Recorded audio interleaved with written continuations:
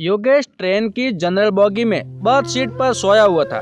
गाड़ी रुककर वापस चली तो अचानक उसकी नजर अपनी तलाकशुदा पत्नी रागिनी पर पड़ी।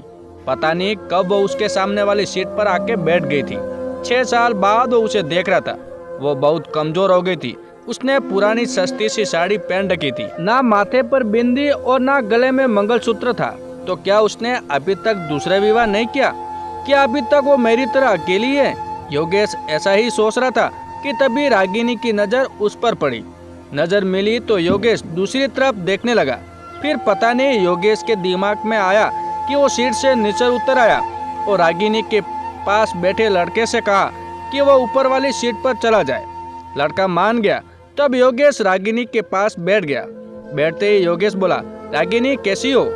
रागिनी ने नजर न मिलाते हुए खिड़की की तरफ देखते हुए बोला, मैं ठीक हूँ। और आप? योगेश बोला, मैं भी ठीक हूँ और कानपुर जा रहा हूँ। त्योहार होने के कारण रिजर्वेशन सीट नहीं मिली, इस कारण जनरल बोगी में आना पड़ा। तुम कहाँ जा रही हो? वो बोली, मैं भी कानपुर ही जा रही हूँ। आजकल माँ वही बड़े भैया के पास ही है, बीमार है इसीलिए मिलने जा रही हूँ। काफी देर दोनों चुप रहे। फिर योगेश बोला, एक बात पूछूं? रागिनी ने आंखों से ही पूछा, क्या? योगेश संकोच करते हुए पूछा, अभी तक शादी क्यों नहीं की? वो कुछ नहीं बोली। मगर जब योगेश ने दोबारा नहीं पूछा तो रागिनी ने पूछा, आपने की है शादी? योगेश ने भी बिना बोले ना में गर्दन हिला दी। फिर काफी देर तक दोनों चुप रहे, मानो एक दूसरे को परख रहे थे। डिब्बे में कुल्फी बेचने वाला आ गया था। योगेश बोला, खाओगे? रागिनी ने ना में सिर हिला दिया। योगेश ने रिक्वेस्ट करते हुए फिर पूछा, खा लो यार, तुम्हारे साथ में भी खा लूंगा। जानता हूँ तुम्हारी सबसे बड़ी कमजोरी कुल्फी है। वो थोड़ा मुस्कुराई तो योगेश ने महसूस किया कि वो अपनी आंखों से बहने वाली आंसुओं को समेटने का प्रयास कर रही है। 5 साल उसके साथ रहा था। जब वो अपने आंसुओं को समेटने का प्रयास करती थी तो ऐसे ही मुस्कुराया करती थी। योगेश दूसरी तरफ देखने लगा तो रागिनी चुपके से अपने आंसुओं को पोंछने लगी। फिर वो सेज होकर बोली, एक शर्त पर खाऊंगी। योगेश बोला, क्या शर्त है? तो रागिनी बोली, पैसे मैं दूंगी। योगेश कुछ नहीं बोला। फिर रागिनी ने 2 कुल्फियाँ खरीद ली और एक कुल्फी योगेश को देते हुए बोली, अब मैं भी कमाने लगी हूँ, एक प्राइवेट स्कूल में पढ़ाती हूँ, महीने के 10,000 मिलते हैं। कुल्फी खाते हुए योगेश बोला, तलाक के समय कोर्ट के आदेश पर मैं तुम्हें 30 लाख रुपए दे तो रहा था। अगर ले लेती तो अपना स्कूल खोल लेती, जबकि तुम बहुत स्वाभिमानी हो। इस जमाने में पैसों के बिना कुछ नहीं होता।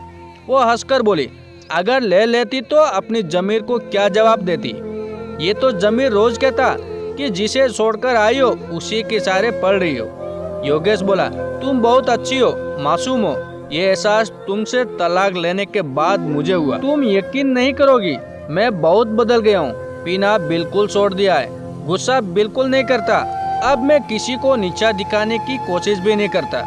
जो तुम्हें बहुत बुरा लगता था वो सब बुरी आदतों मैंने छोड़ दी है। वो उदास होकर बोली, अब क्या फायदा? जब मैंने मना किया करती थी तब आप मेरी एक भी बात नहीं सुनते थे। आपके कारण मैं हमेशा टेंशन में रहती थी। इसी कारण मुझे 2 बार गर्भपात भी हुआ, वरना आज मेरे भी 2 बच्चे होते। एक 8 साल का हो गया होता और दूसरा 6 साल का होता। कहकर वो रो पड़ी। बच्चों की बात पता चली तो योगेश के भी आंखों में आंसू आ गए, लेकिन वो पुरुष था तो आंसुओं को पलकों तक पहुंचने से पहले ही पी गया और बोला, कभी कभी लगता है मैं बहुत बुरा आदमी हूँ। मैंने कभी रिश्तों की कदर नहीं की, उसी की सजा झेल रहा हूँ। आज बिल्कुल अकेला हो गया हूँ। अब माँ भी नहीं रही। माँ के होने पर रागिनी को बड़ा दुख हुआ और बोली, माँ को भली संगी छोड़कर आई थी, उनको क्या हो गया था? इस बार योगेश भावुकतावश अपने आंसुओं को नहीं रोक पाया और बोला, वो तुम्हें हर दिन याद करती थी, बोलती थी बहू को वापस घर ले आओ। मैं उन्हें कैसे समझाता कि तलाक के बाद बहुएं वापस घर नहीं आती। फिर दोनों के बीच चुप्पी छा गई थी। कानपुर आ गया था, स्टेशन आने वाला था। योगेश बोला, वापस कब जाओगी? रागिनी बोली, आज रात ये रुकूंगी, कल की सुबह की ट्रेन से वापस जाऊंगी। फिर वही खड़ी हो गई। योगेश भी खड़ा हो गया और पूछा, कितने बजे वाली ट्रेन से वापस जाओगी?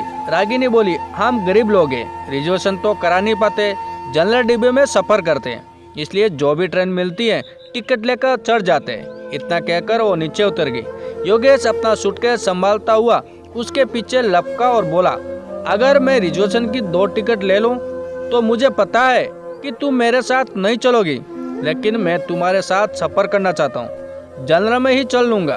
बताओ कितने बजे यहाँ मिलोगी? रागिनी ऑटो में बैठती हुई बोली, 9 बजे यहाँ मिलूंगी। फिर उसके देखते देखते ऑटो आंखों से ओझल हो गया। योगेश कानपुर 2 दिन के लिए आया था, मगर रागिनी का साथ पाने के लिए उसने अपना शेड्यूल बदल लिया। उसने जल्दी से अपने बिजनेस का काम पूरा किया और अगले दिन सुबह 8:30 बजे ही स्टेशन आ गया।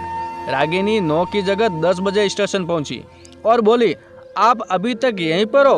मैं सोच रही थी कि आप चले गए होंगे। रागिनी बहुत खुश थी, बोली, माँ आप बिल्कुल ठीक है। योगेश बोला, मैं तुम्हारा भी टिकट लाया हूँ, अब 30 रुपए के टिकट के लिए कुछ कहना मत। रागिनी हंसते हुए बोली, अभी ट्रेन आने में आधा घंटा है, चलो तब तक गुल्फी खाते हैं, पैसे मैं दूंगी, हिसाब बराबर हो जाएगा। इतना कहकर वो फिर मुस्कुरा दी। जब वो भी मुस्कुराती थी, योगेश की नज़र उसके चेहरे पर ठहर जाती थी। फिर दोनों ने गुल्फी खाई और तब तक ट्रेन आ गई और फिर से एक नया सफर शुरू हो गया। मगर इस सफर में कुछ खास था।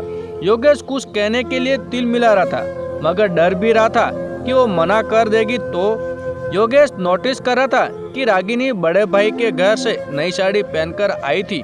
वो बहुत सुंदर लग रही थी। खिड़की से आ रही ठंडी हवा के झोंके से रागिनी के ललाट पर लटकी बालों की एक लड़ी झूम उठी। उसे ऐसा देखकर योगेश के दिल में एहसास सा उठता है कि ये औरत कभी उसकी जिंदगी थी, मगर मैं इसे संभाल कर नहीं रख पाया। योगेश की मन स्थिति से अनजान रागिनी बोली, क्या हुआ, आप गुमसुम से क्यों? दोस्त बनकर ही सही कुछ बात तो कर लो। योगेश बोला, मुझे दोस्ती नहीं चाहिए।